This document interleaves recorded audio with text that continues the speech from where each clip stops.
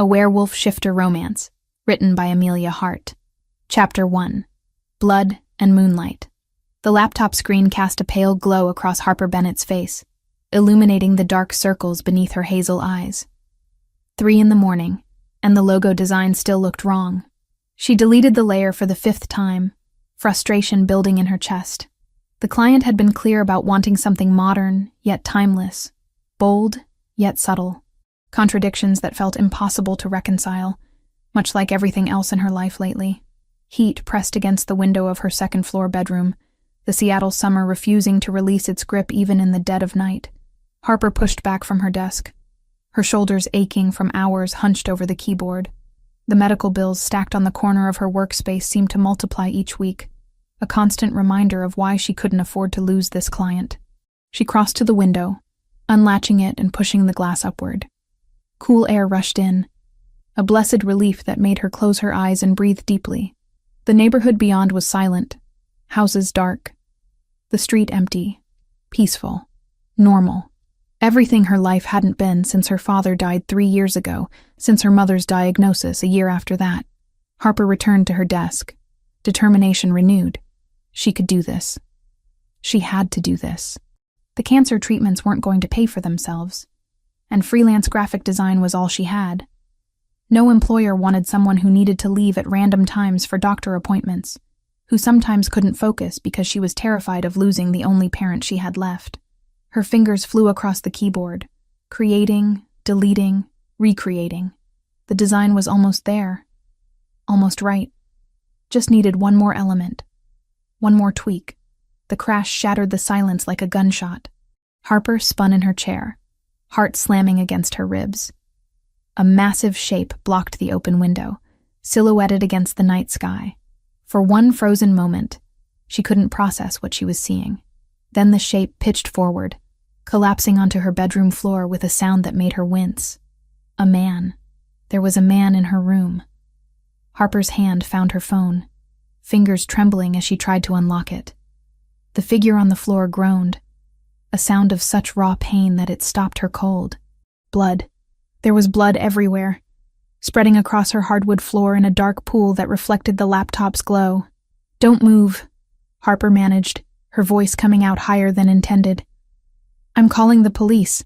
The man's head lifted slightly, and even in the dim light, Harper could see the intensity of his gaze. His eyes were an unusual color, catching the light in a way that made them almost seem to glow. Silver. No. That wasn't possible. It had to be a trick of the shadows. "Don't shift," the man gasped, his voice rough with pain. "They'll sense you. Not safe." Harper's thumb hovered over the emergency call button. "What? I'm not going to shift anywhere. I'm calling for help." "No police." The man tried to rise, his powerful frame shaking with the effort. "Can't explain. You're shifter. I sensed it. That's why I came here." The words made no sense. Harper stared at him, trying to understand through the fog of shock and adrenaline. He was injured. That much was obvious. Deep gashes marked his torso, visible through the tatters of what had once been an expensive shirt. The wounds looked like claw marks, not knife cuts. Claws. "I don't know what you're talking about," Harper said, forcing her voice steady. "Who are you? How did you even climb up here with those injuries?" The man's eyes closed briefly, and she saw the moment he realized his mistake. When they opened again, confusion flickered across his face. "You really don't know, do you?" "Know what? That you broke into my house?" "Yeah, I noticed that part." "Harper?" Her mother's voice drifted up from downstairs, made thin by illness and fear. "Harper? What was that noise?" Panic seized Harper's chest. Her mother. She couldn't let Vivian see this. Couldn't let her try to climb the stairs in her condition. The last episode had left Vivian weak for days, and the doctors had been clear about avoiding stress. "It's fine, Mom," Harper called back, amazed that her voice came out so calm. "I just knocked over some books. Go back to sleep." The man on her floor had gone very still, his head tilted as if listening. Something about his attention made Harper's skin prickle with awareness she couldn't explain. "Are you sure?" Vivian sounded doubtful. It sounded like something heavy falling. "I'm sure. I'll clean it up. Don't try to come upstairs, okay?" You know what the doctor said about the stairs at night. A long pause, then a reluctant, "All right, sweetheart. But be careful." Harper waited until she heard her mother's bedroom door close before turning back to the stranger. He was watching her with an expression she couldn't quite read. Pain, yes, but also something else. Respect? Approval. "You protect her," he said quietly. It wasn't a question. "That's none of your business." Harper kept her phone visible, a silent threat. "You need to leave. Now, before I change my mind about calling the cops." The man tried to stand, and Harper saw the exact moment his strength gave out. He collapsed back onto the floor, one hand pressed against his side where blood seeped between his fingers. His breathing had become labored, each inhale seeming to cost him. For the first time, Harper truly looked at him. Not just as an intruder, but as a person. He was older than her, maybe early 30s, with dark hair and features that would have been striking under better circumstances. His clothes, though destroyed, had been expensive. Quality material, custom tailoring. Not the outfit of a random criminal. "Please," the man said, and the word seemed to cost him his pride. "Just let me rest a few hours. By dawn, I'll be gone. You'll never see me again. You're bleeding all over my floor. You need a hospital." "No hospital. I can't. It would be worse than useless." He met her eyes, and she saw desperation there. "I'm asking for sanctuary, just until sunrise. Then I'll disappear, and you can go back to your normal life." Harper's practical side screamed at her to call for help, to get this stranger out of her home. But something in his voice, in the way he looked at her, made her hesitate. She'd spent the last year watching her mother suffer, feeling helpless in the face of illness she couldn't fight. Here was someone she actually might be able to help. "I'm not a doctor," Harper said slowly. "And I'm definitely not equipped for whatever this is. I don't need a doctor. I just need time." His eyes were starting to drift closed. Time to heal. People don't heal from injuries like that in a few hours. A ghost of a smile touched his lips. "You'd be surprised." Then his eyes closed completely, his body going limp against her floor. Harper knelt beside him, checking for a pulse. It was there, strong and steady beneath her fingertips. Too strong, really, for someone who'd lost this much blood. His skin was burning hot, fever warm in a way that made her pull back in alarm. She should call 911. This was insane. But her hand moved instead to her first aid kit, pulling it from the bathroom cabinet with shaking fingers. If he was going to bleed out on her floor, she could at least try to stop it. Harper knelt beside him again, scissors in hand, cutting away what remained of his shirt. The wounds underneath made her breath catch. They were deep, vicious, the kind of injuries that should require surgery. But even as she watched, even as she told herself it was impossible, they seemed less severe than they had moments ago. She cleaned what she could with antiseptic, her hands steady despite the surreal nature of the situation. The man didn't wake, didn't even flinch at what should have been painful. His breathing remained deep and even, his pulse strong beneath her checking fingers. Harper sat back on her heels, studying him in the laptop's glow. Who was he? What had happened to him? And why did those wounds look like they came from an animal rather than a weapon? Outside, the night began its slow fade toward dawn. Harper pulled a blanket from her closet, covering the stranger's torso. She should be terrified, should be calling for help. Instead, she found herself settling into her desk chair, phone in hand but unused, watching over this impossible man who had crashed through her window and her carefully controlled life in one devastating moment. The medical bills could wait another day. The logo design would have to be finished tomorrow. Right now, Harper Bennett had a bleeding stranger on her floor, and no idea what she'd just agreed to by letting him stay. But as the first hints of dawn touched the horizon, as she watched his chest rise and fall with that too-strong heartbeat, Harper couldn't shake the feeling that nothing in her life would ever be normal again. Chapter 2. Questions and Lies. Harper hadn't slept. How could she, with a stranger bleeding on her bedroom floor? Instead, she'd spent the remaining hours of darkness watching him, phone clutched in one hand, trying to reconcile what her eyes kept telling her with what her mind knew was impossible. The wounds were healing, not slowly, the way injuries should, but visibly, measurably, as if someone had hit fast forward on the natural process. By the time dawn light crept through her window, the deepest gashes had closed to angry red lines.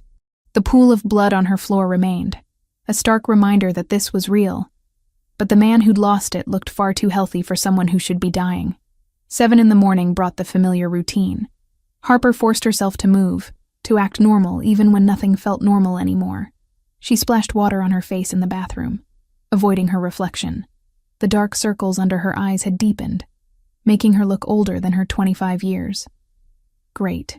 Just what she needed when trying to convince her mother that everything was fine. Downstairs, the kitchen felt too bright, too ordinary.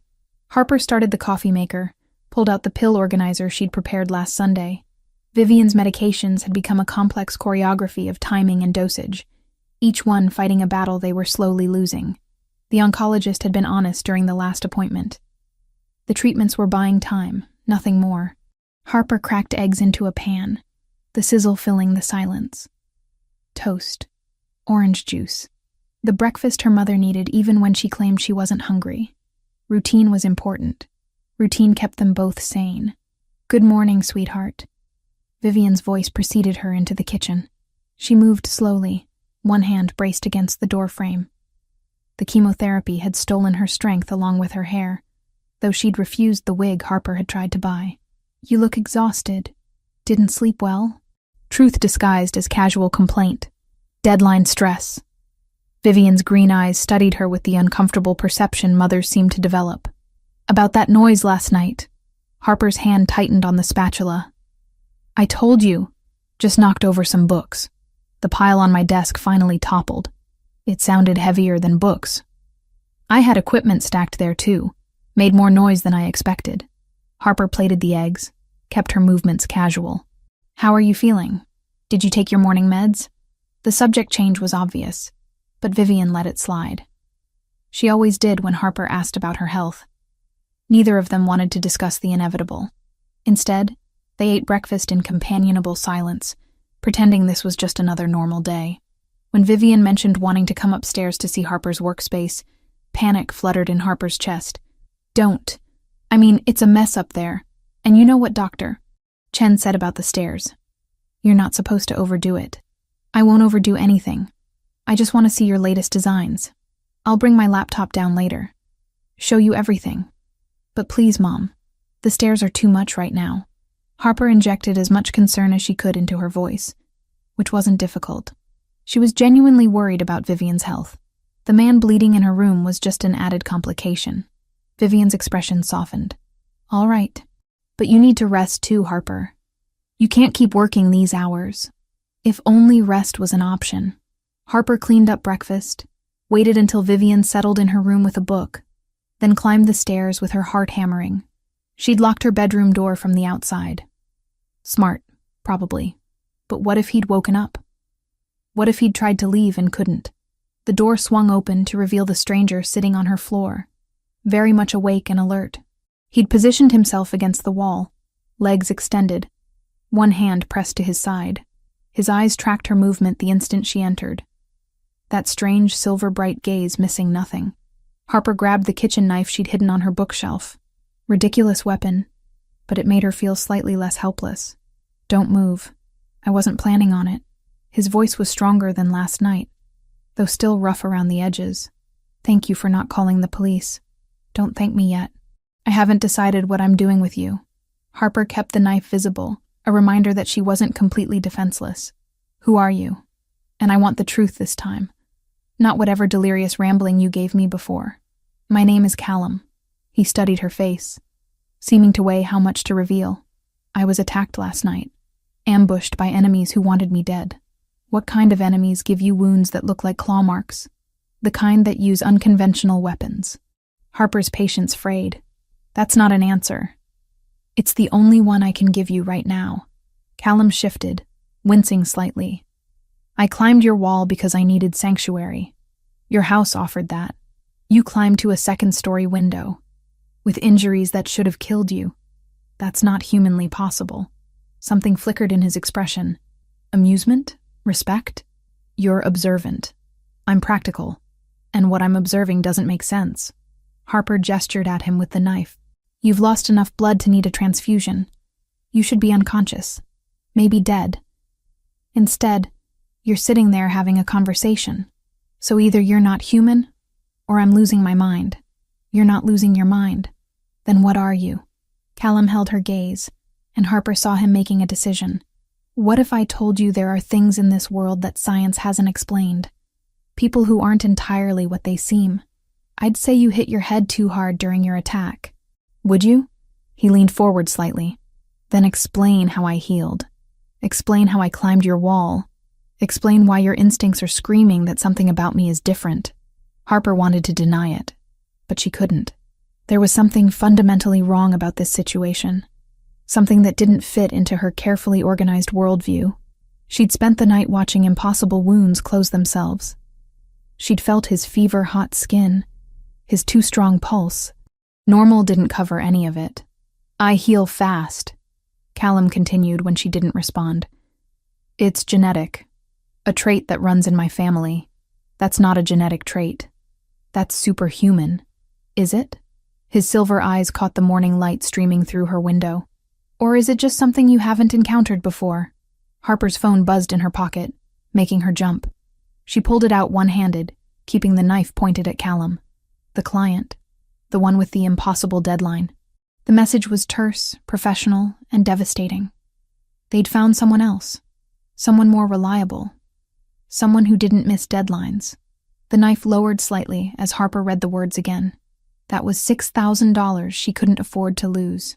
$6,000 toward her mother's treatment. Toward keeping their house. Toward surviving another month. Bad news? Callum asked quietly. None of your business. But her voice cracked on the words, betraying her. The client you were working for last night, they fired you.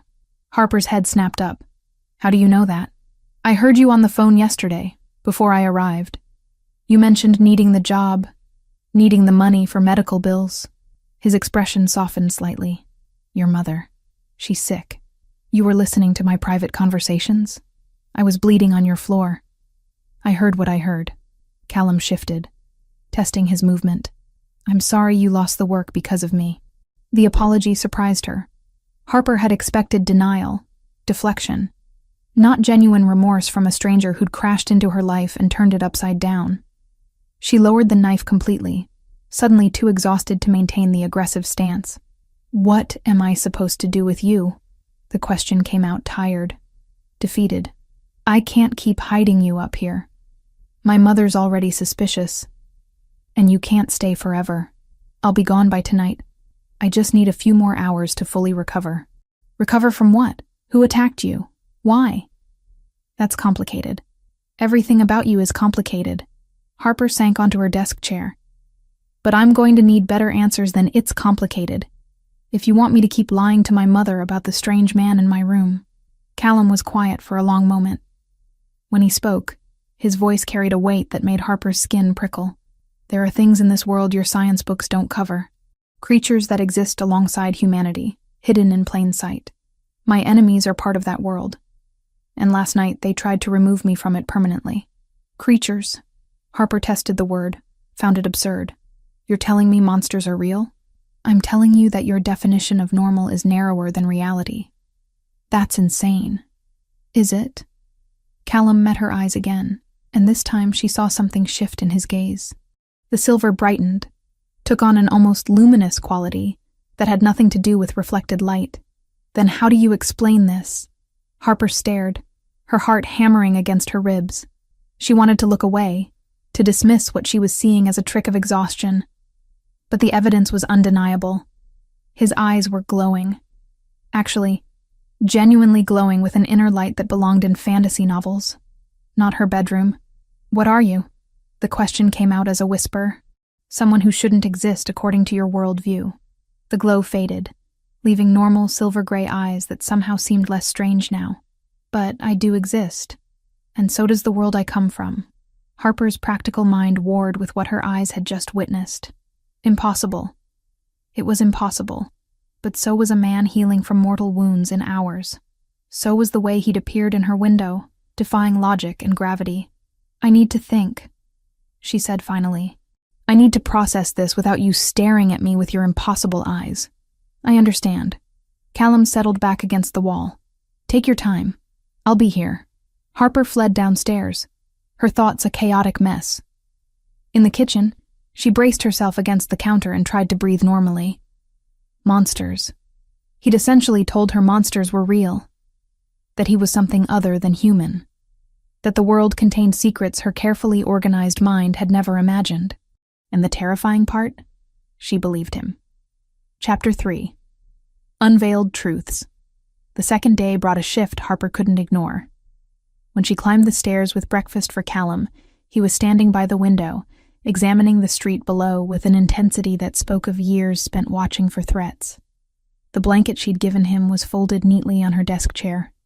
The blood on her floor had dried to a dark stain she'd need to scrub later. He turned when she entered, moving with a fluid grace that seemed impossible for someone who'd been bleeding out 24 hours ago. The wounds she'd cleaned last night were barely visible now, faded to thin pink lines that looked weeks old rather than hours. "This is insane," Harper said, setting the plate down harder than necessary. "People don't heal this fast. It's not biologically possible. Your biology textbooks are incomplete." Callum gestured at the food. "Thank you for this. You didn't have to. I'm not letting you starve in my room. That would just create more problems." Harper crossed her arms, trying to maintain some semblance of control over a situation that had spiraled far beyond her understanding. "You said you'd explain. So explain. What are you?" Callum studied her face, seeming to measure how much truth she could handle. "Have you ever heard the term shapeshifter? Like werewolves?" Harper's laugh was sharp, disbelieving. "That's what you're going with? Werewolves are real?" "The term werewolf is technically accurate, though we prefer shifter. And yes, we're real. We've existed alongside humanity for thousands of years, hidden in plain sight." He spoke calmly, as if discussing the weather rather than upending her entire worldview. "We live in organized groups called packs. We have our own laws, our own social structures.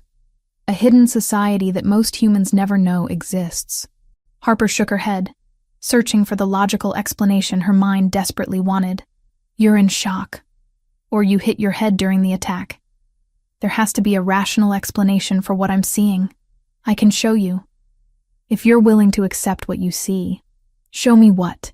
Callum moved closer, and Harper found herself backing against her desk.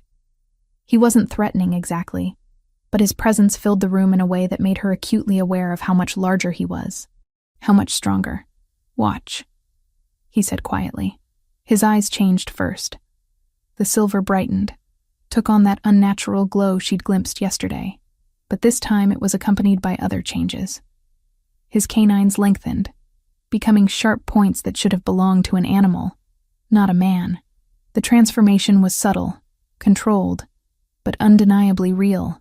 Harper's hand found the desk edge, gripping it hard enough that her knuckles went white. "That's not possible. It's what I am." Callum's voice carried a slight roughness now, as if the changes affected his vocal cords. "We can shift between human and wolf form. In my case, I can also do this halfway shift. It's a sign of control, of age and experience. This is a trick. Special effects or contact lenses or something. Is it?" He opened his mouth slightly, showing her the elongated canines. "Touch them if you don't believe me." Harper didn't move. Couldn't move. Every rational thought she'd ever had was screaming that this was impossible, but the evidence stood right in front of her. Real. Solid. Undeniable. "I need to sit down," she managed. Callum's features shifted back to human normal, the glow fading from his eyes, the canines retracting. Within seconds, he looked perfectly ordinary again. "I understand this is difficult to process." Difficult. Harper sank into her chair, her legs suddenly unreliable. "My entire understanding of reality just collapsed. Difficult doesn't begin to cover it. I'm sorry. I wish there was a gentler way to show you. Are there others? Other shifters? Thousands, maybe more. We're scattered across the world, organized into packs based on territory. Each pack has an alpha who leads them, maintains order, settles disputes. Callum leaned against the wall, giving her space to breathe. We're not monsters, Harper. We're just different. We have families, jobs, normal lives. We're simply better at hiding what we are. Harper's mind raced through the implications. The attack last night. That was other shifters? Yes. A rival pack trying to eliminate me. Why would they target you specifically? Callum hesitated, and Harper saw him weighing how much to reveal. Because of my position. I hold a certain amount of authority in the shifter world. That makes me both powerful and vulnerable to those who want that power for themselves. A scream from downstairs shattered the moment.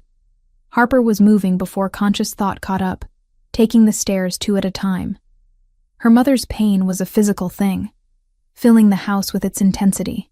She found Vivian curled on her bed, hands pressed to her abdomen, face contorted in agony. "Mom!" Harper dropped beside her, reaching for the medication on the nightstand. "Hang on. Let me get you something stronger. It's not working." Vivian's voice was thin, strained. The painkillers aren't working anymore. Harper heard footsteps behind her and turned to find Callum in the doorway. She should have told him to stay upstairs, to stay hidden. But desperation overrode caution. "Can you help her? You said shifters heal fast. Can you do something?" "I can try." Callum moved forward, his expression focused. "May I?" Vivian's eyes snapped open at his voice, and Harper watched her mother's face transform from pain to absolute terror. The kind of fear that went soul deep, instinctive and overwhelming. Pain flared, but truth, older than pain, clawed free. Secrets demanded air. "Alpha King," Vivian whispered, the words barely audible. "Here, how?" "Alpha King," Vivian whispered. The air itself seemed to bow. Power rolled off him in cold waves, an old blood signature only wolves could sense. Harper's confusion deepened. "Mom? What are you talking about?" But Vivian wasn't looking at her. She stared at Callum with recognition that made no sense. "Please, don't hurt my daughter. She doesn't know anything. She's innocent. I have no intention of hurting anyone." Callum's voice was gentle, but carried an undercurrent of authority that made Harper's spine straighten involuntarily. "You're in pain. I'd like to help if you'll allow it." "Mom."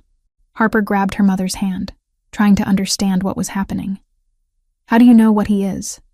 How do you even know the term Alpha King?" Vivian's eyes filled with tears. "Harper, sweetheart, I need to tell you something. Something I should have told you years ago." The pain seemed to recede slightly, pushed back by the weight of what her mother needed to confess. Vivian sat up slowly, each movement careful, and looked at Harper with an expression of profound regret. "I'm a shifter," Vivian said simply. "Or I was.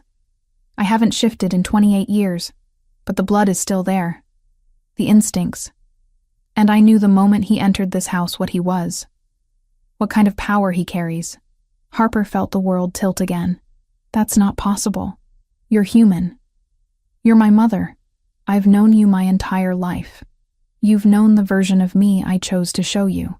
Vivian's hand tightened around Harper's. "I was born into the Millbrook pack. I had a wolf, a full shifter identity, but when I was 20 years old, the Alpha tried to arrange a mating for me with his son. I refused. In our world, that refusal was seen as an insult, a rejection of pack hierarchy and tradition. So they kicked you out. They banished me, exiled me from all pack territories, marked me as rogue. I was supposed to live alone without community or support. But instead, I chose a different path." Vivian's voice softened. "I met your father a year later. He was human, kind, and completely unaware of the supernatural world. I fell in love with him, married him, and decided to suppress everything about my shifter nature to build a normal life." Harper pulled her hand away, standing abruptly. "My entire life has been a lie? No. My love for you, for your father, that was all real. But I hid my past to protect you. I used herbs to mask my scent, willpower to keep my wolf buried. I wanted you to have a normal childhood, free from the dangers and politics of the shifter world. And I didn't inherit any of it?" Harper's voice came out hollow. "I'm just human? It happens in about 30% of cases when a shifter mates with a human. The shifter genes don't pass on. Vivian looked at Callum, then back at Harper. I never told you, because I thought you'd be safer not knowing.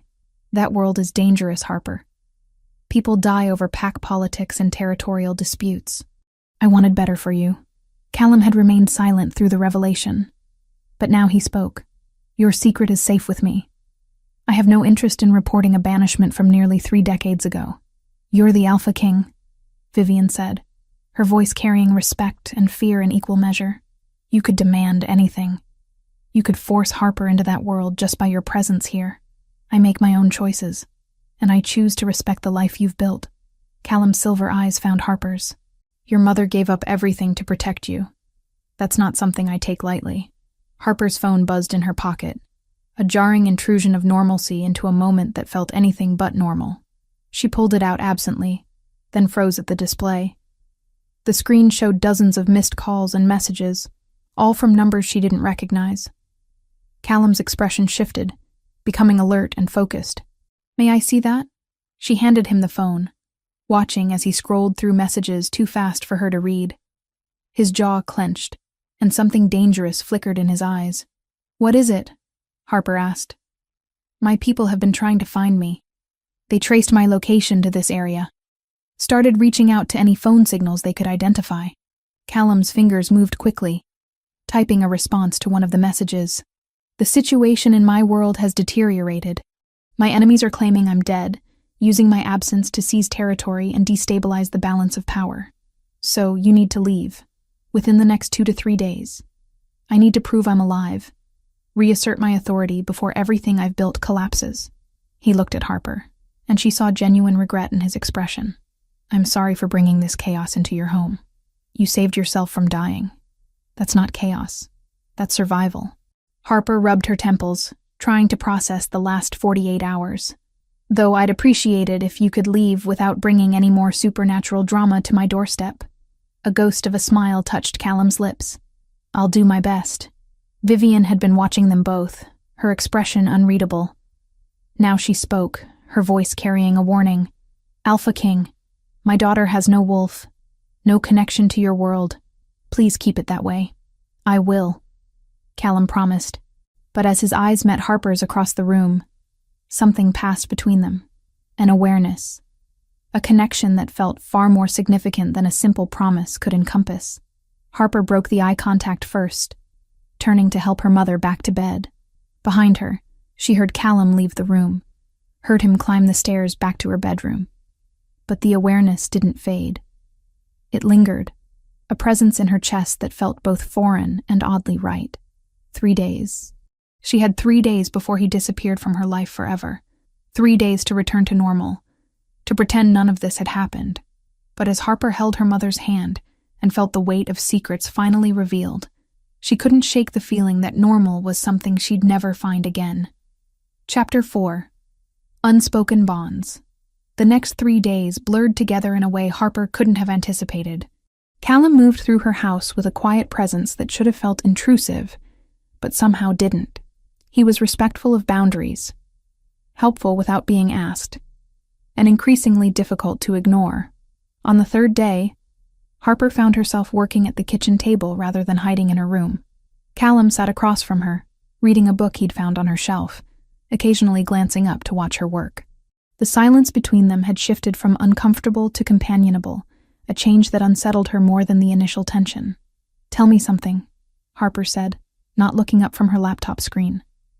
If you're this Alpha King, why were you alone during the ambush? Don't leaders usually have guards or something? Callum's fingers paused on the page. I was meeting with potential allies. Discreetly. Taking a full security detail would have sent the wrong message. Unfortunately, it also made me vulnerable. So someone betrayed you. Someone always betrays you when there's power involved. The trick is figuring out who before they strike. His voice carried a weariness that spoke of experience. I've been dealing with challengers and traitors for a decade. You'd think I'd be better at spotting them by now. Harper finally looked at him, studying the tension in his shoulders. That sounds exhausting. It is, but it's the life I inherited when my father died. Someone has to maintain order among the packs, settle territorial disputes, Prevent the kind of chaos that would expose us all to the human world. Do you ever regret it? The responsibility? Callum's silver eyes met hers with surprising honesty. Every day. But regret doesn't change reality. The position is mine until someone stronger takes it. Or death releases me. That's bleak. That's survival. He closed the book, giving her his full attention. What about you? Do you regret giving up your life to care for your mother? The question hit harder than Harper expected. She looked down at her laptop, at the half-finished design that would probably never see completion. Sometimes. Is that terrible to admit? It's honest. Caring for a dying parent is one of the hardest things a person can do. You're allowed to feel trapped by it. Harper's throat tightened. No one else had ever acknowledged the suffocating weight of her situation. Not friends who'd slowly drifted away, not relatives who offered empty platitudes instead of actual help. But this stranger, this impossible man from a hidden world, understood without judgment. I love her, Harper said quietly, but I'm 25, and my entire life is doctor appointments and medical bills. I can't plan for a future because I don't know if I'll have one. Every day could be the last good day, and that knowledge is crushing me. Callum reached across the table, his hand covering hers. The touch sent warmth through her skin, comforting and electrifying in equal measure. You're stronger than you think. Not many people could handle what you're carrying. I don't feel strong. I feel like I'm barely holding on. That's what strength looks like sometimes. Not the absence of breaking, but choosing to keep going even when you're already broken. Harper found herself unable to look away from him. In the afternoon sunlight streaming through her kitchen window, Callum looked less like an otherworldly creature and more like just a man. A man who somehow saw her, really saw her, in a way no one else had. The moment shattered when Harper's phone buzzed with a reminder about her mother's evening medications. She pulled her hand away, breaking the connection that had felt far too significant. That night, around midnight, Vivian's screams tore through the house. Harper was moving before conscious thought caught up, taking the stairs in a rush that nearly sent her tumbling. She found her mother curled on the bed, hands pressed to her abdomen, face twisted with an agony that went beyond anything Harper had seen before. "Mom." Harper grabbed the pill bottles, her hands shaking as she tried to read labels. "Hang on. Let me get you something stronger. Already took them." Vivian's voice was barely recognizable, thin and strained. "Not working." "Nothing's working anymore, Harper." Footsteps behind her announced Callum's arrival. Harper didn't turn around, didn't have the energy to care about propriety when her mother was suffering. "Can you help? Please. There has to be something you can do. I can try." Callum moved forward, his presence commanding despite the gentleness in his voice. "Vivian, may I?" Harper's mother nodded, desperate for any relief. Callum knelt beside the bed, his hands hovering over Vivian's abdomen. "I know some techniques for pain management. Pressure points that can sometimes interrupt the pain signals. But with your wolf so deeply suppressed, I'm not sure how effective it will be." He worked carefully, his fingers pressing specific points along Vivian's sides and back. Harper watched, hope and skepticism warring in her chest. For a few minutes, nothing seemed to change. Then Vivian's breathing steadied slightly, the rigid tension in her muscles easing by increments. "Is it helping?" Harper asked. "A little." Vivian's voice was still strained. But not enough. Harper grabbed her mother's hand without thinking, holding tight. "I'm here, Mom. I'm not going anywhere. Just focus on breathing." The change was subtle. So subtle Harper almost missed it. But Vivian's grip loosened slightly, her breathing deepening. The lines of pain etched into her face smoothed just a fraction, and her eyes fluttered closed as exhaustion pulled her toward sleep. "That's better," Vivian murmured. "Having you here, it helps." Harper exchanged a glance with Callum, who was studying them both with an expression she couldn't quite read. "Of course it does. That's what family is for." They stayed like that until Vivian fell into restless sleep. Harper carefully extracted her hand, following Callum back to the hallway. Her legs felt unsteady, adrenaline fading to leave her hollow and shaking. "Thank you," Harper said, "for trying to help. I wish I could have done more." Callum reached up, his thumb brushing away a tear Harper hadn't realized had fallen. She's lucky to have you." The touch lingered, his hand cupping her cheek with a tenderness that made Harper's heart stutter. They were close, closer than appropriate, close enough that she could feel the warmth radiating from his body. His silver eyes held hers, and in them, she saw a reflection of her own confusing tangle of emotions. "Callum," she whispered, though she didn't know what she was asking for. He leaned closer, and Harper's eyes drifted closed, anticipation thrumming through her veins. But before their lips could meet, a sound from Vivian's room made them both freeze. Her mother, calling out in sleep, disoriented and afraid. Harper pulled back, reality crashing down. "I should check on her." "Of course." Callum stepped away, putting appropriate distance between them. "Good night, Harper." She watched him climb the stairs to her room, then returned to her mother's bedside. But even as she sat in the chair she'd pulled close to Vivian's bed, even as she tried to focus on monitoring her mother's breathing, Harper's mind kept returning to that almost kiss, and what it might have meant. The 5th day brought Griffin. Harper heard the knock first, unfamiliar and authoritative. When she opened the door, a massive man stood on her porch, his scarred face professional and assessing. "I'm looking for Callum Draven. I believe he's here." Callum appeared behind her before she could respond. "Griffin. About time." The two men clasped forearms in a gesture that spoke of years of trust. Griffin's eyes, dark and sharp, studied Harper with open curiosity. "So this is where you've been hiding? Recovering, not hiding." Callum gestured them inside. "What's the situation?" "Deteriorating rapidly. Victor has consolidated 3 smaller packs under his banner, claiming your death left a power vacuum. The council is demanding proof of life and your immediate return. They're talking about declaring you unfit and calling for a new Alpha King election." Harper watched Callum's expression harden, the relaxed man she'd come to know disappearing behind a mask of authority. "How long do I have?" "You needed to be back yesterday. But I can buy you maybe another day if you leave tonight." "Tonight." The word fell heavy between them. Harper felt something twist in her chest. She'd known he would leave. Known it from the beginning. But hearing the timeline made it real in a way that hurt more than it should.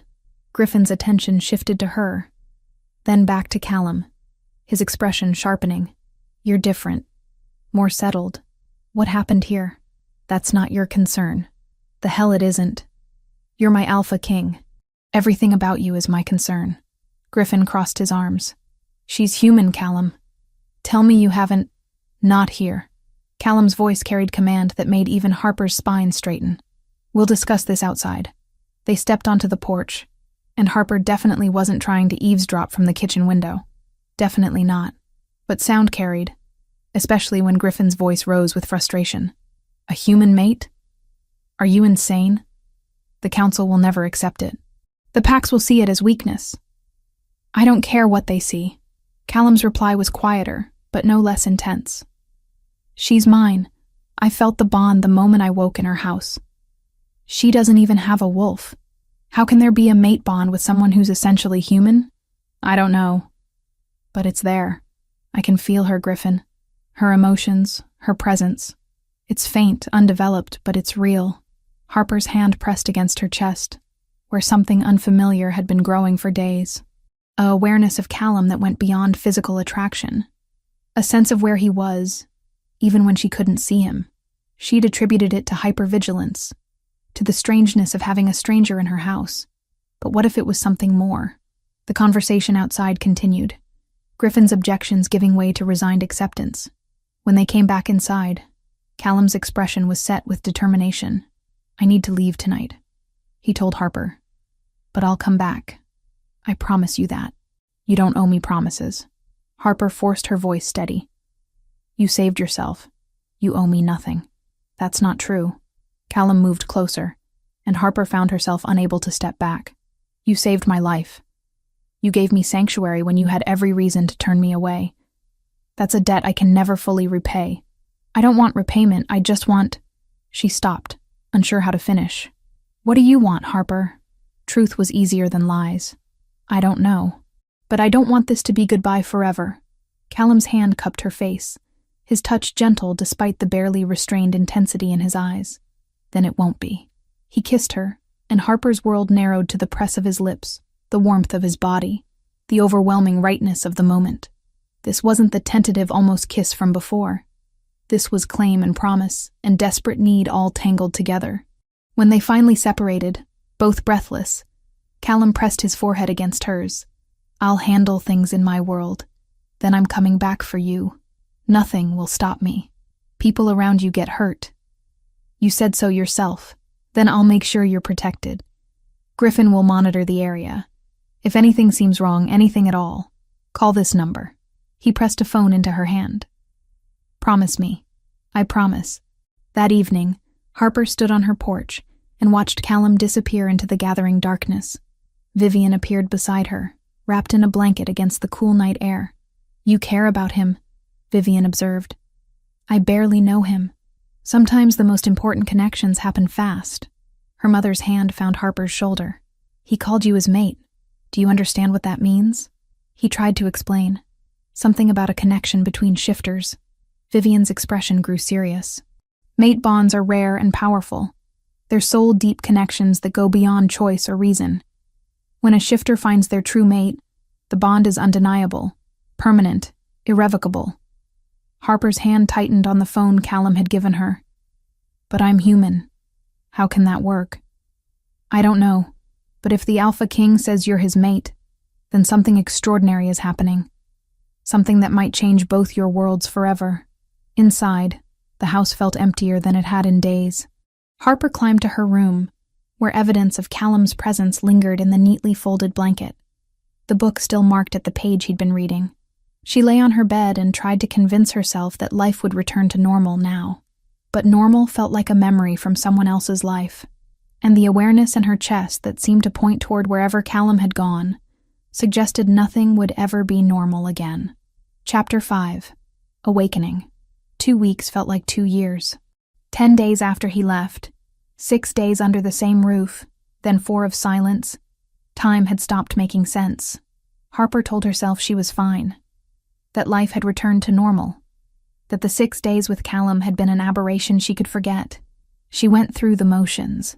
Breakfast for Vivian, medications organized by time and dosage, sitting at her laptop, pretending to work while her mind drifted to silver eyes and impossible promises. The client rejections piled up. 3 in the first week, each one citing concerns about reliability or availability.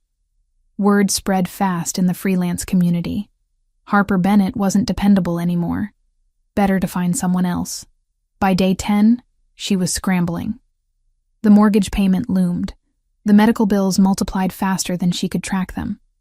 Her bank account hemorrhaged money for treatments that only bought time, never actual hope.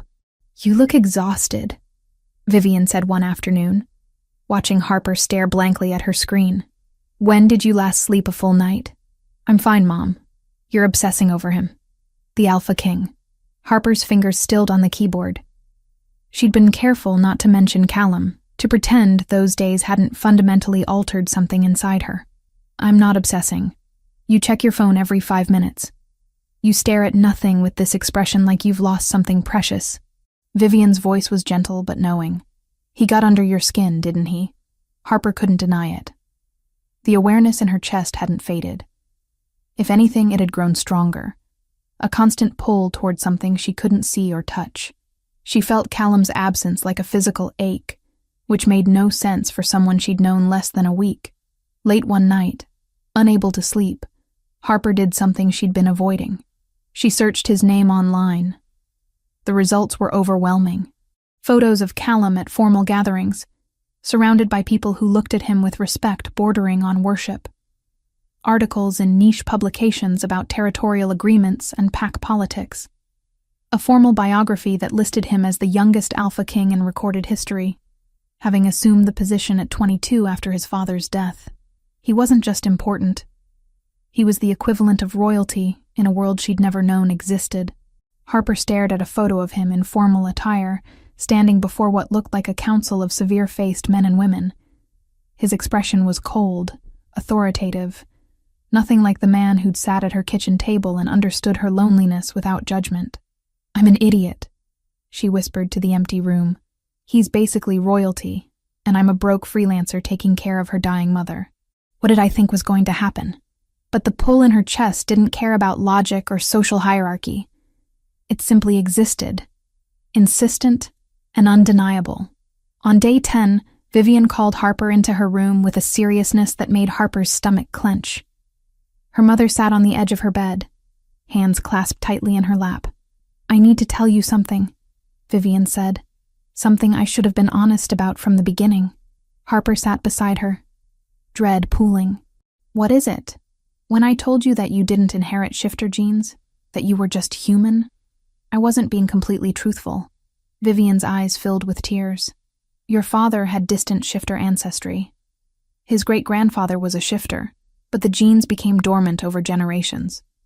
Your father never shifted, never even knew about that part of his heritage." The words took a moment to process. "So I might have shifter blood?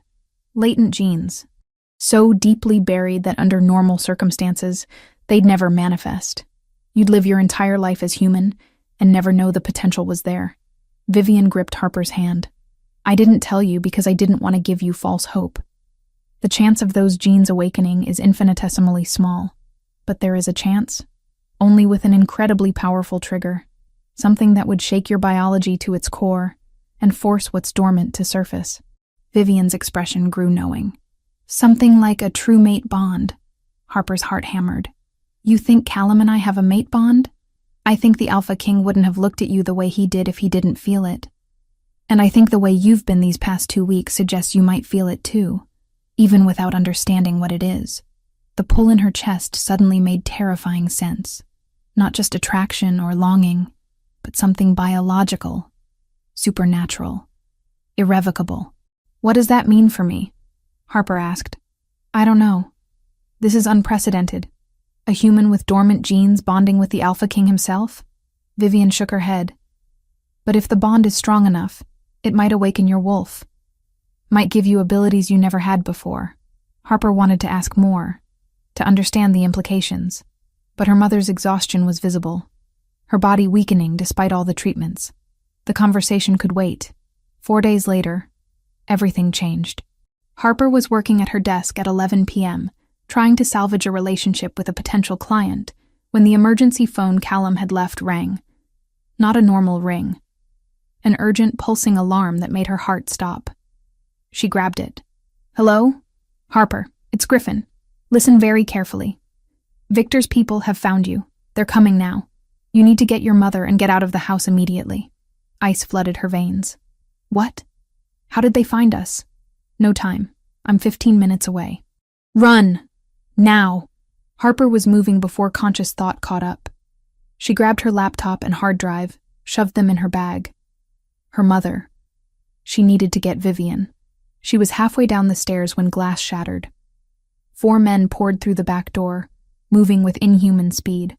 Their eyes glowed amber in the darkness, and Harper knew with sick certainty that these were shifters. Victor's shifters. "Mom!" Harper screamed, changing direction toward Vivian's room.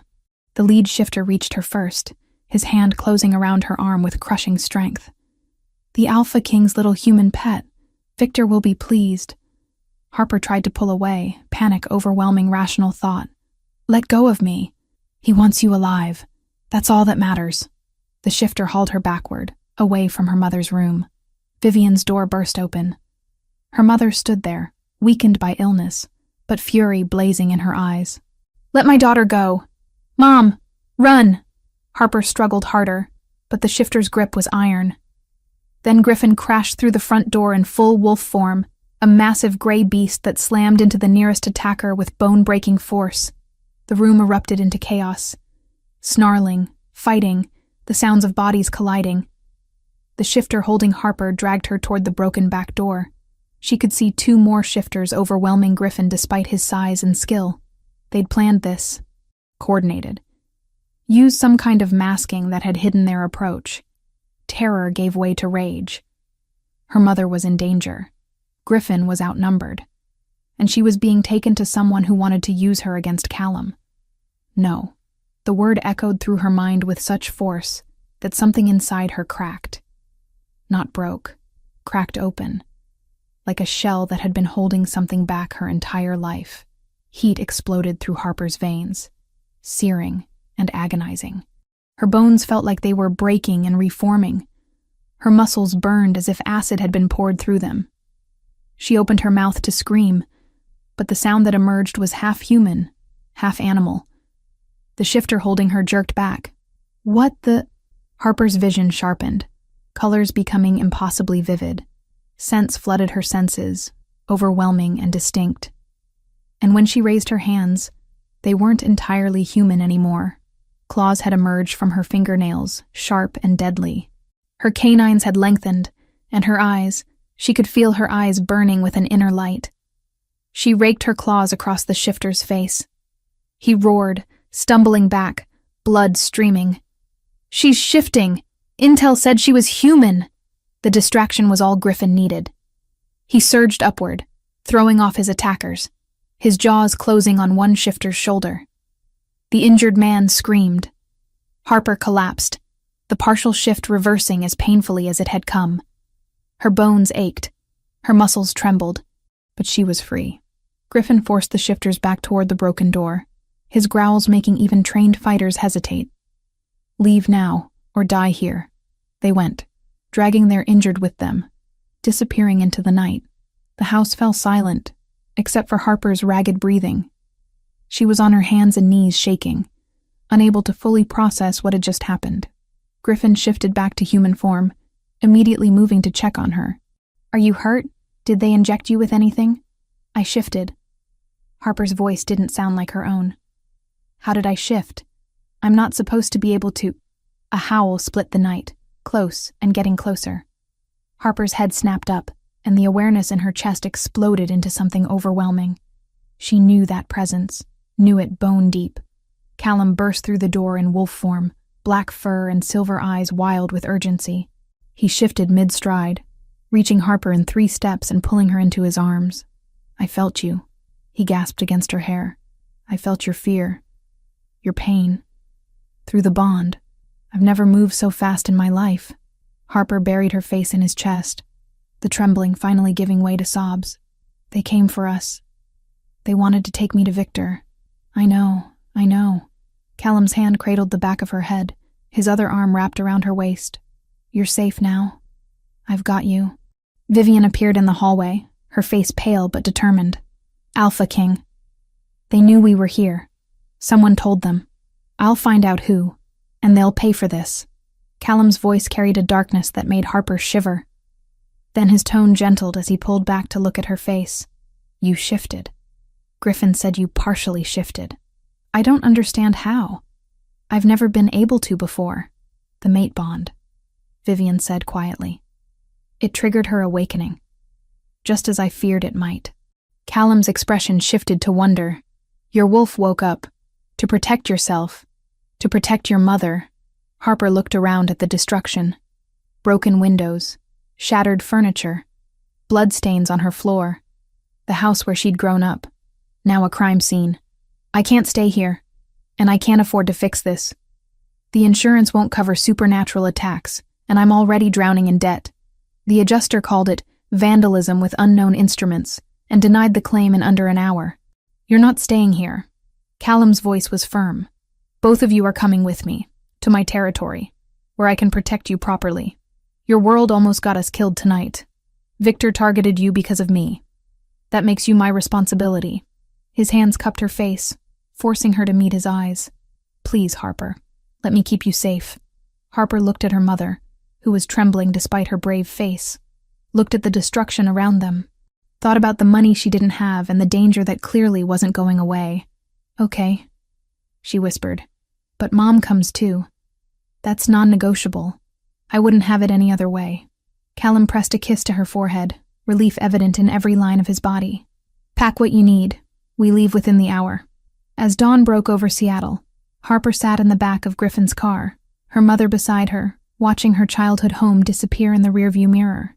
Callum followed in his own vehicle, and even from this distance, Harper could feel him through the bond that now made undeniable sense. Her wolf stirred inside her, still weak, still new, but awake. Finally, impossibly awake. And Harper Bennett, who had spent 25 years believing she was ordinary, was heading toward a world where nothing would ever be ordinary again. Chapter 6.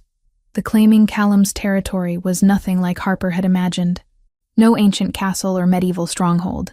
Instead, a sprawling modern compound rose from forested hills, all clean lines and contemporary architecture, security checkpoints, high-tech surveillance, dozens of people moving with purpose through landscaped grounds. "This is where the Alpha King lives?" Harper asked as Griffin's car passed through the main gate. "This is where I work," Callum corrected from the vehicle behind them, his voice coming through the phone she still held. "It's part residence, part government center. Welcome to the heart of shifter politics." The guest wing where they settled Harper and Vivian was luxurious in a way that made Harper acutely uncomfortable. Separate bedrooms connected by a shared living space, furniture that probably cost more than her car, windows overlooking forests that stretched to the horizon. Vivian sank onto the bed in her room, exhaustion evident in every line of her body. "This is a mistake, Harper. Bringing me here. I'm banished. The other shifters will remember. Callum said you're under his protection. And how long will that last when the council questions his judgment?" Vivian's eyes were haunted. "I've seen what happens to shifters who defy pack law. It never ends well." Harper wanted to argue, to offer reassurance. But footsteps in the hallway made them both tense. Through the open door, Harper saw several shifters pass by, their conversation stopping abruptly when they noticed her. She caught whispers. The human, Alpha King's pet, banished female from Millbrook. The hostility was palpable. That evening, Callum came to their rooms, his expression grim. "The council has called an emergency session. They want to question my decision to bring you both here." "I told you this would happen," Vivian said. "And I told you I don't care what they think." Callum's silver eyes found Harper's. "But I won't lie to you. The next few days will be difficult. Victor is using this as ammunition to challenge my authority." "Challenge how?" Harper asked. "Formal combat. To the death. Winner becomes Alpha King." Callum's voice was matter-of-fact, as if discussing the weather rather than a fight that could kill him. "It's his legal right under our laws." Harper's stomach dropped. "When?"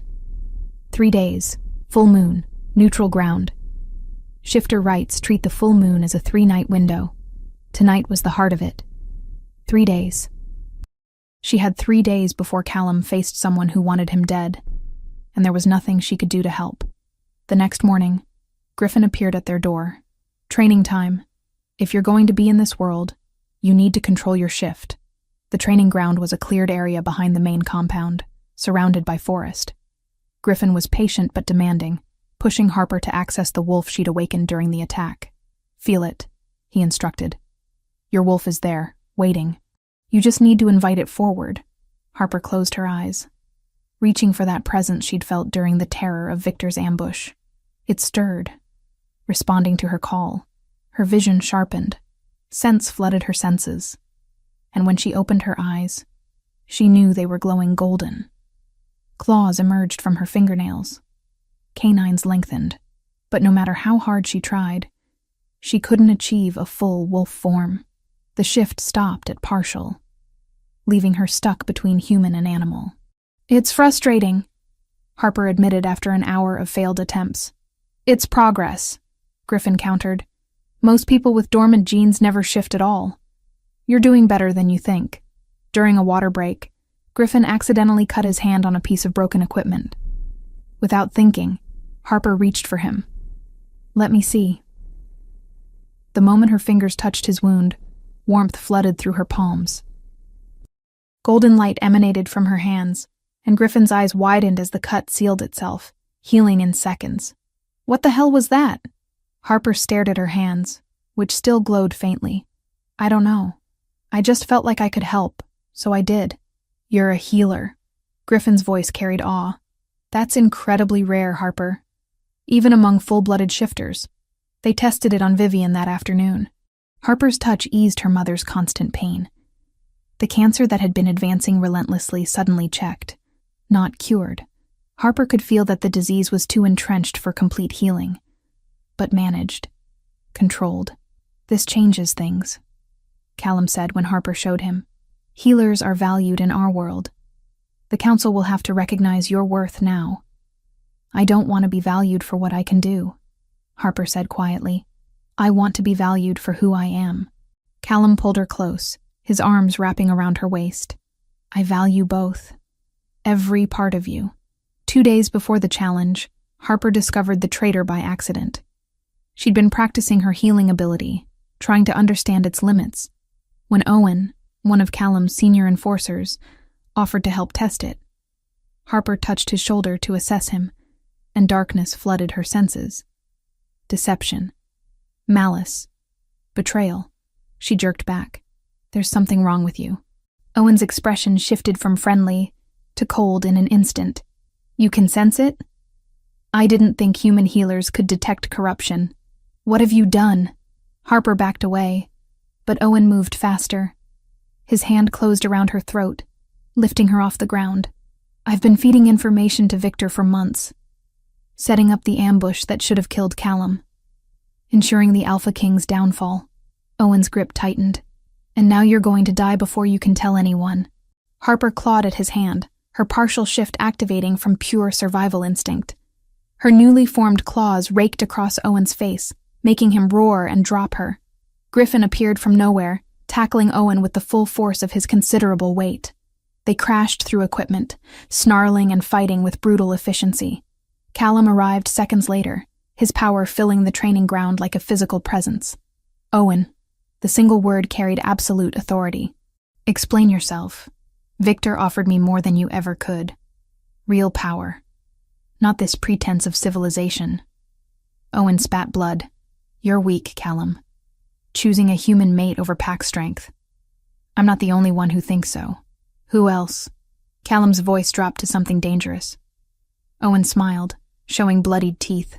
Find out yourself. He moved before anyone could stop him, shifting mid-stride and running for the compound's perimeter. Griffin gave chase, but Owen knew the territory too well.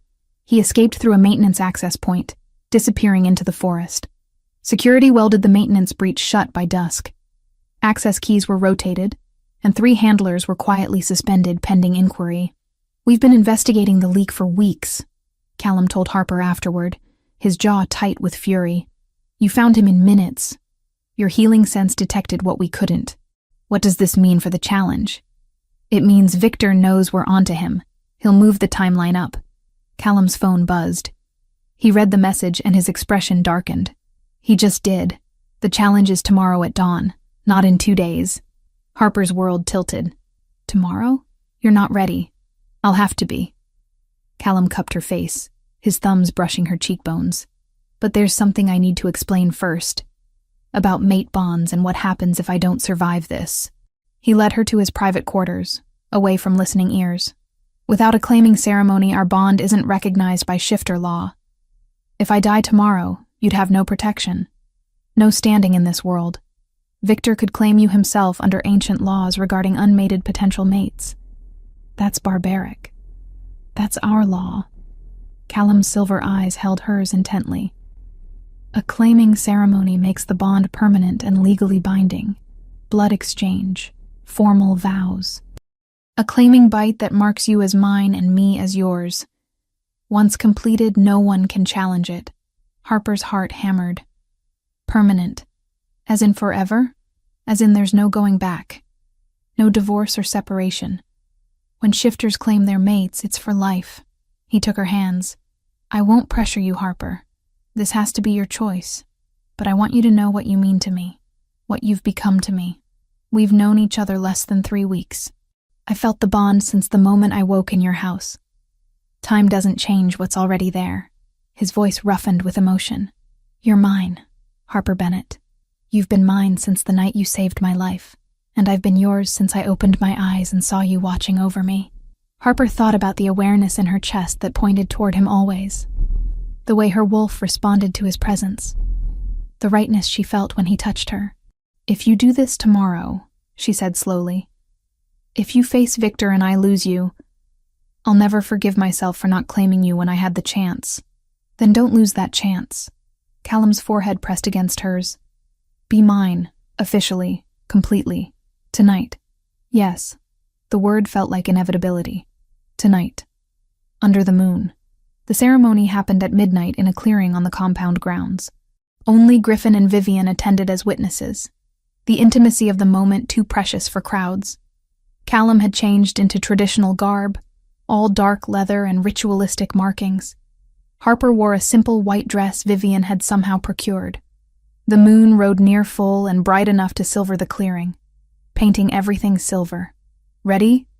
Callum asked. Harper nodded, unable to speak past the emotion clogging her throat.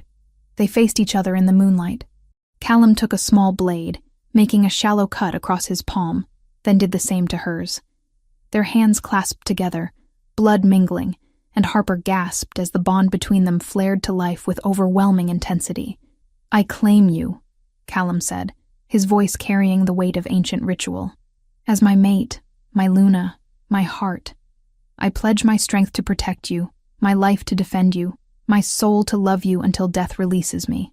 Harper's voice shook but held steady. "I claim you.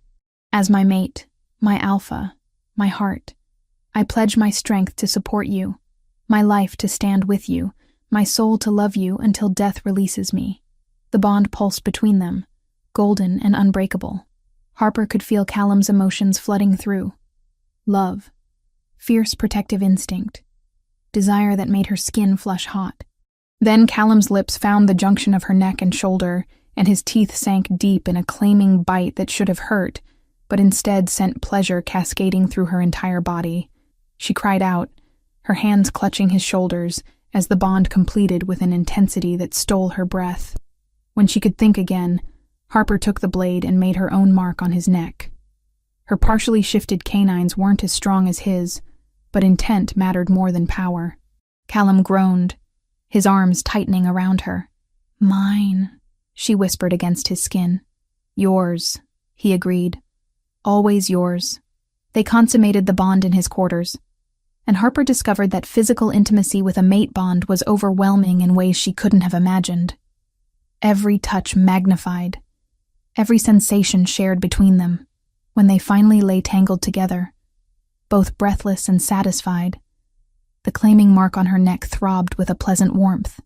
"I can feel you," Harper whispered. "Your emotions, your presence. It's like you're part of me now. We're part of each other."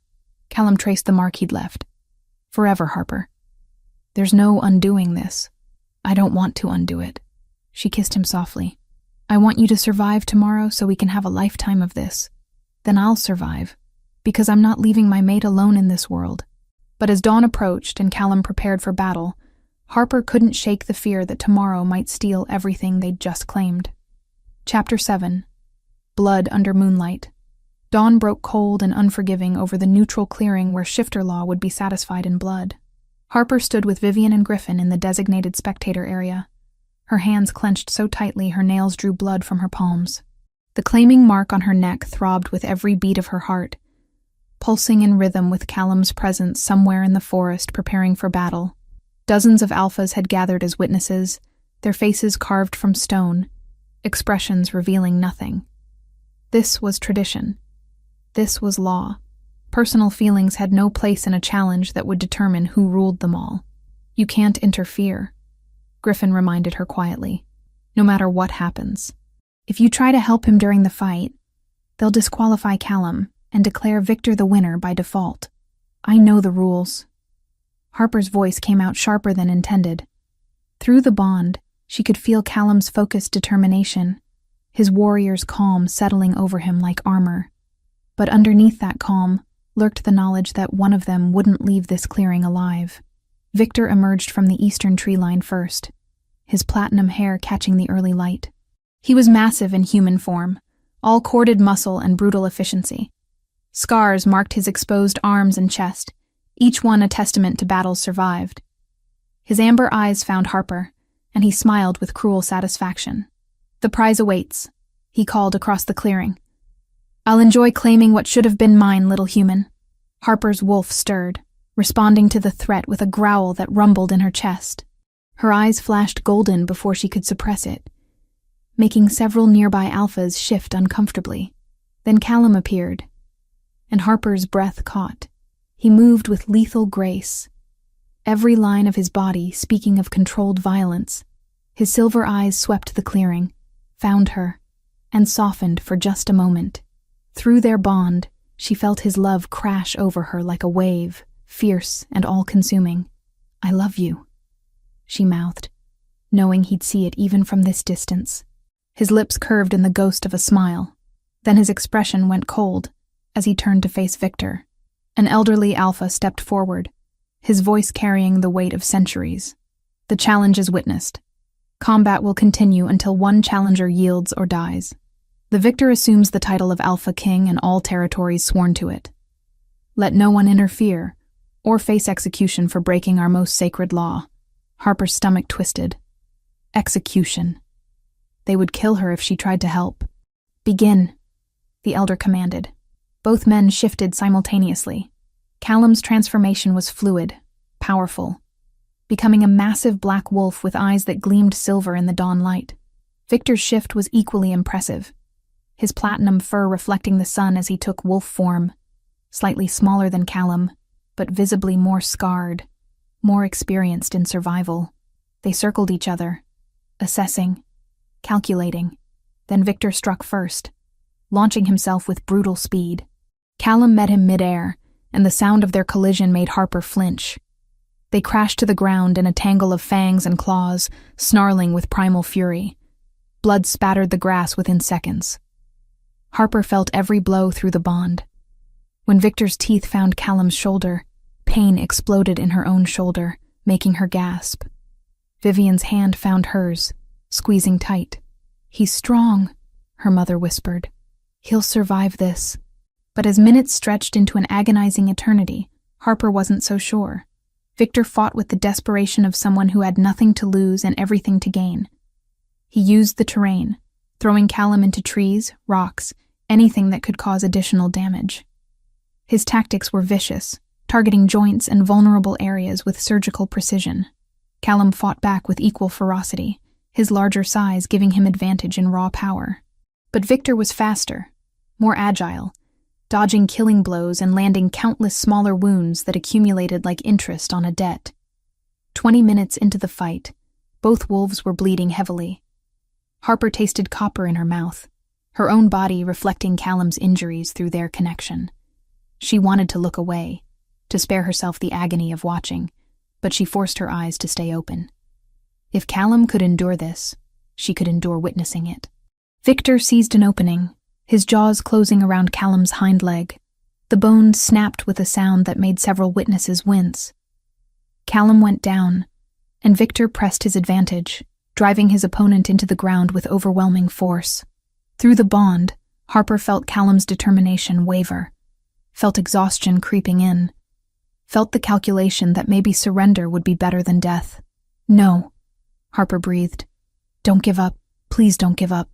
Victor went for Callum's throat, jaws opening wide for the killing strike. Time seemed to slow as Harper watched death approach the man she'd claimed just hours ago. The bond between them flared with desperate intensity, as if trying to bridge the distance separating them. And Harper reached. Not physically, not with her hands or her voice, but with everything she was, everything the bond had made her.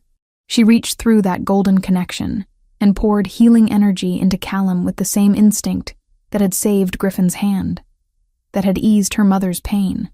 The effect was immediate and unprecedented. Golden light erupted from Callum's body, visible even in wolf form. His broken leg straightened. Deep wounds sealed themselves. Energy flooded back into exhausted muscles. And when Victor's teeth closed on Callum's throat, they found only fur and skin too tough to penetrate. The witnesses erupted in shocked murmurs. Several alphas stood, staring at the impossible display. Harper sagged against Griffin, the effort of channeling healing across distance, leaving her drained but determined. She kept the connection open, kept the energy flowing. Callum surged upward with renewed strength, throwing Victor off. The tables had turned. Now Callum pressed the advantage, his attacks calculated and devastating. He'd been conserving energy, Harper realized, waiting for this moment. Victor tried to retreat, to recalibrate his strategy, but Callum gave him no chance. The next exchange was brief and brutal. Callum's jaws found Victor's throat and didn't let go. They went down together, Victor thrashing, Callum holding with iron determination. The Platinum Wolf's movements slowed, weakened, finally stopped. Callum released his grip, stepping back as Victor's body went limp. The challenge was over. Blood stained the grass, turned the dawnlight crimson, and Callum Draven stood victorious, his silver eyes finding Harper across the clearing as he shifted back to human form. "The Alpha King prevails," the Elder announced. "Let all witnesses acknowledge Callum Draven's right to rule." The Alphas present dropped to one knee in acknowledgement. Even those who'd supported Victor understood that law was law. Challenge was challenge. The matter was settled in the oldest way their kind knew. Harper broke from Griffin's restraining hand the moment the formal acknowledgement concluded, running across the clearing to where Callum stood. He caught her, pulled her close, burying his face in her hair. "You saved me," he whispered. "I felt you. The healing. How is that even possible? I don't know. I just couldn't let you die." Harper pulled back to examine him, her hands running over skin that should have been torn and broken, but showed only faint bruising. "Are you really okay?" "Better than okay. Because I have you." Callum kissed her, not caring about the witnesses, the blood, the formality of the moment. "My mate, my Luna, mine." The golden light from Harper's healing still faded from visibility as they held each other, and several alphas approached with expressions of stunned respect. "The mate bond demonstrated unprecedented power," one of them said. "Remote healing through connection alone. This has never been documented in our history. The law forbids outside help," the Elder said at last. "But a mate bond's emanation is judged part of the challenger himself. No violation stands."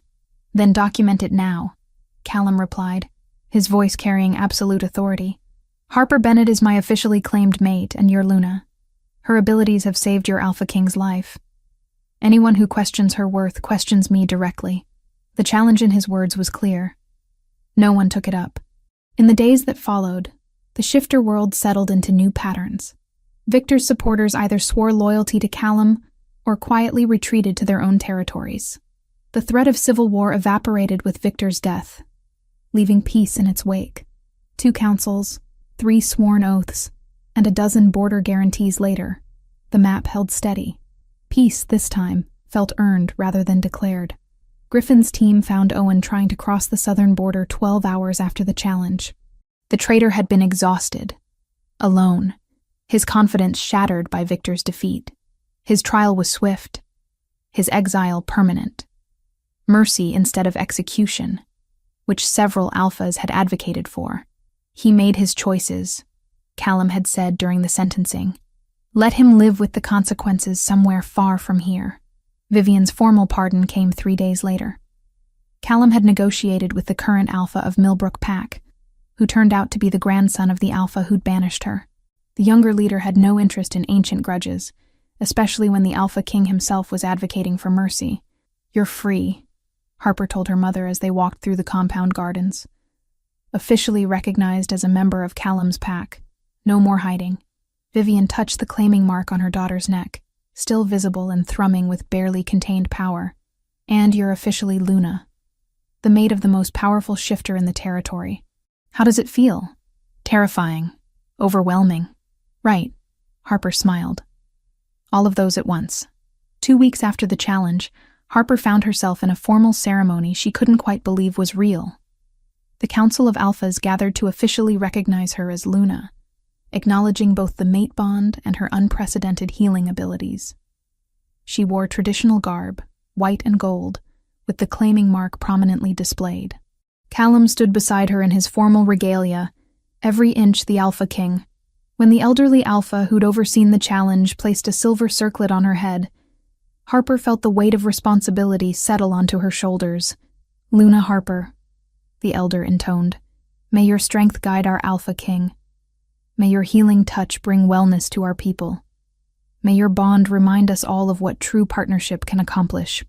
The gathered alphas echoed the blessing, and for the first time since crawling through her bedroom window, Harper felt like she might actually belong in this impossible world. Vivian's health improved steadily under Harper's care. The cancer wasn't cured, would never be fully cured, but it was managed, controlled. The doctors at the compound's medical facility were stunned by the remission, by the way Vivian's body responded to the combination of Harper's healing and their advanced treatments. "You've given me time," Vivian said one evening as they sat together watching the sunset. "Maybe years. That's more than I dared hope for." "You gave me life," Harper replied. "This is just repaying the debt." 3 months after the night that changed everything, Harper stood at the window of the quarters she now shared with Callum, looking out over the territory that had become her home. Behind her, Callum wrapped his arms around her waist, pulling her back against his chest. "Regrets?" he asked softly. Harper thought about her destroyed house in Seattle, her lost freelance career, the normal life she'd been living just months ago. Then she felt the bond humming between them, felt her wolf stirring contentedly, remembered the respect in the council's eyes during her Luna ceremony. "None," she said honestly. "Not a single one." "Good, because I'm never letting you go." Callum's lips found the claiming mark, making her shiver with pleasure. "You're mine forever, remember? And you're mine." Harper turned in his arms, seeing the man who'd crashed through her window and into her carefully controlled life. "Forever works for me." Outside, the full moon rose over the compound, bathing everything in silver light, and Harper Bennett, who'd started as a struggling human caring for her dying mother, stood in the arms of the Alpha King and knew that sometimes the best destinies were the ones you never saw coming. Chapter 8. Home. 3 months had transformed everything. Harper stood in the compound's healing center, her hands glowing golden as she eased the pain from a young shifter who'd broken his arm during training. The boy, no more than 14, watched with wide eyes as bones aligned themselves, as torn tissue knitted back together with barely a scar to mark the injury. "Does it hurt?" he asked, voice pitched higher with nervousness. "Not at all." Harper smiled, withdrawing her hands as the healing completed. "Flex your fingers for me." The boy obeyed, his expression shifting from fear to wonder as he realized the arm that had been useless minutes ago now moved perfectly. "Thank you, Luna." The title still felt strange, even after 3 months. Luna Harper, the maid of the Alpha King, the human who'd become something more, something the shifter world had never quite seen before. "Be more careful next time," Harper told him gently. "Just because I can heal you doesn't mean you should take unnecessary risks." The boy nodded solemnly and left, already testing his restored arm with the resilience of youth. Harper cleaned up her workspace, organizing the herbs and medical supplies that supplemented her supernatural healing. She'd learned that while her ability could fix injuries, it worked best in combination with traditional medicine. Balance, as Callum often reminded her, was key to everything. Her laptop sat on the desk in the corner, a reminder of the life she'd maintained despite her new role. She'd rebuilt her freelance portfolio carefully, taking only select clients whose projects genuinely interested her. The money no longer mattered. Callum had paid off every debt she'd accumulated, had offered her unlimited access to resources she'd never dreamed of having. But Harper worked because it kept her grounded, kept her connected to the person she'd been before shifters and mate bonds and impossible transformations. Luna was who she'd become, but Harper Bennett, the graphic designer, was who she'd always be at her core. "Another successful healing?" Vivian's voice came from the doorway, her mother looking healthier than she had in years. Harper turned, smiling at the sight. Vivian's hair had grown back, silver white and striking. The gauntness that cancer had carved into her features had filled out with proper nutrition and Harper's regular healing sessions. She'd never be completely cured. The cancer lurked in remission, managed, but not eliminated. But she had time now. Years, possibly. Time she'd thought was forever lost. "Broken arm," Harper confirmed. "Training accident. How was your lunch with Margaret?" Vivian's expression softened. Margaret had been her childhood friend from Millbrook Pack, someone she'd thought lost forever when she'd been banished 28 years ago. Their reunion had been tearful, joyous, healing in ways that went beyond Harper's abilities. "Wonderful. She's invited us both to visit Millbrook next month. The new Alpha wants to formally welcome me back." Vivian shook her head, still marveling at how life had shifted. I never thought I'd see my homeland again. Never thought I'd be accepted back. Callum made it happen. You made it happen, sweetheart. He pardoned me because of you, because you're his mate, and he'd move heaven and earth for you. Harper couldn't deny it. Callum had used his considerable authority to smooth every obstacle, to ensure both Harper and Vivian found acceptance in this world. But he'd done it because he loved her, not because he felt obligated. The distinction mattered. Evening found Harper in the quarters she shared with Callum, reviewing designs on her laptop while he worked through paperwork at his desk. The domestic normalcy of it struck her sometimes. The Alpha King, ruler of vast territories and countless packs, filling out reports like any other executive. Her, working on a logo design for a tech startup, occasionally glancing up to admire how the lamplight caught in his dark hair. Griffin's getting mated, Callum said without looking up from his work. Harper's head snapped up. What? When did this happen? Last week. He's been courting Jade for months, apparently. She finally agreed to the claiming ceremony. Callum's lips curved in a rare, genuine smile. He tried to keep it quiet, but you can't hide that kind of joy. Jade from the security detail? The same. She's fierce, intelligent, and doesn't take any of his nonsense. They're perfect for each other. Harper saved her work and closed the laptop. I'm happy for him. He deserves someone who sees how incredible he is. We all deserve that. Callum set aside his papers, his silver eyes finding hers across the room. Some of us are just lucky enough to find it. The claiming mark on Harper's neck throbbed pleasantly, responding to the intensity in his gaze. 3 months hadn't dulled the mate bond's power. If anything, it had grown stronger, the connection between them deepening with every shared moment. Harper stood and crossed to the window, looking out over the compound grounds. Lights dotted the landscape, marking homes and buildings where hundreds of shifters lived their lives. Her people now, in a way she'd never expected. She'd spent the last 3 months learning their customs, understanding their struggles, finding ways to help that went beyond healing injuries. A training program for young shifters with healing abilities. A meditation practice for controlling partial shifts. A support group for those who'd lost mates or family members. Harper had discovered that being Luna meant more than standing beside Callum at formal events. It meant genuinely caring for the people who looked to them for leadership. I never imagined this, Harper said softly. When I left my window open that night, I thought my life would stay exactly as it was, struggling to survive, caring for my dying mother, never seeing anything beyond the next medical bill. Callum appeared behind her, his arms wrapping around her waist, pulling her back against his chest. His warmth surrounded her, familiar and comforting. Regrets? Not even one. Harper leaned into him, feeling the steady beat of his heart against her spine. Though I have to admit, I still can't shift into full wolf form. Griffin says it might never happen. Does that bother you? Harper considered the question. Her wolf was real, present, accessible. She could partial shift at will now, could call upon enhanced senses and strength when needed. The healing ability she'd discovered was rare and valued. But she'd never achieved the full transformation that came so naturally to others.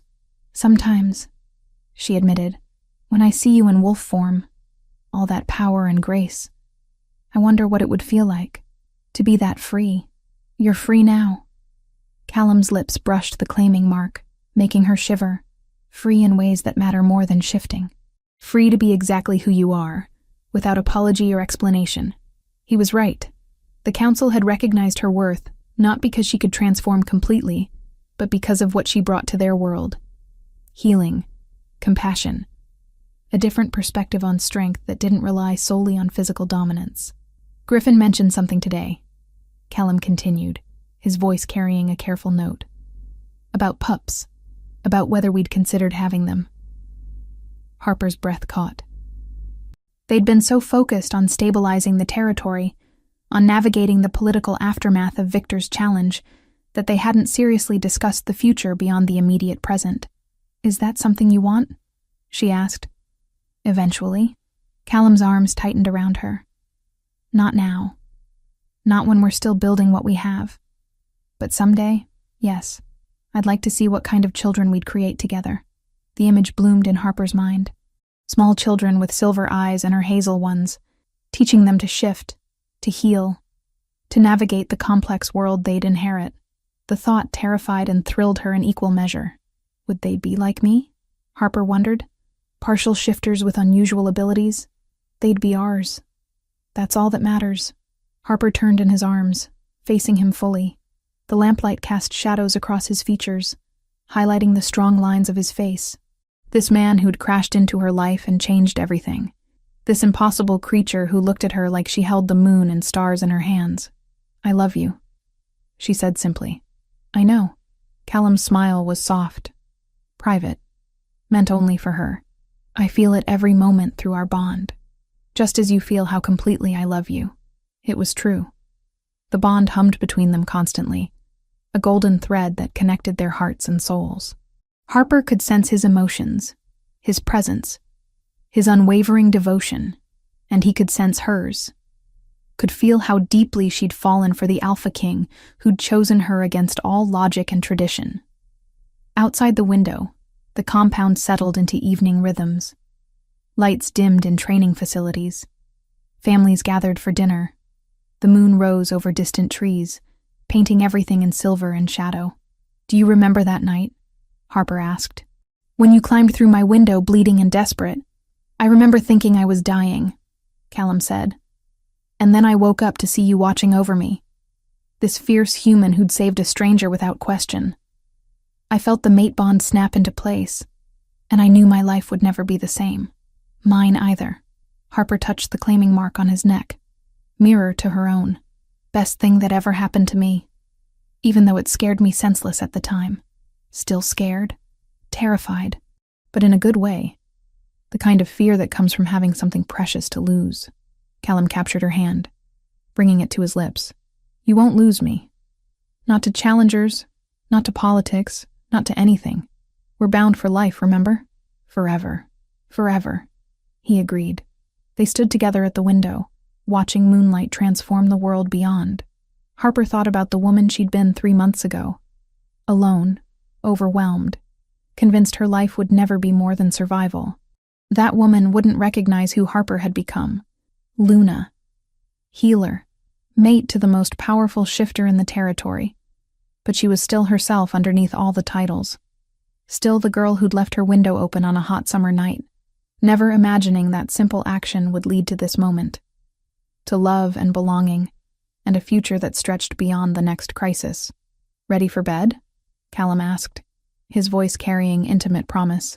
Harper smiled, feeling the bond pulse with warmth between them. Always. They closed the window together, shutting out the night and the world beyond.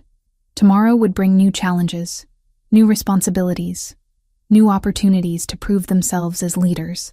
But tonight was theirs alone, and Harper intended to savor every moment. 3 months ago, she'd been Harper Bennett, struggling freelancer with a dying mother and no hope for the future. Now she was Luna Harper, mate to the Alpha King, healer of the broken, bridge between two worlds that had never quite understood each other. And as Callum led her toward their bed, as the claiming mark throbbed with pleasure and promise, Harper knew with absolute certainty that she'd found exactly where she belonged. Not in the life she'd planned, but in the one fate had written for her the night she left her window open and let destiny climb through.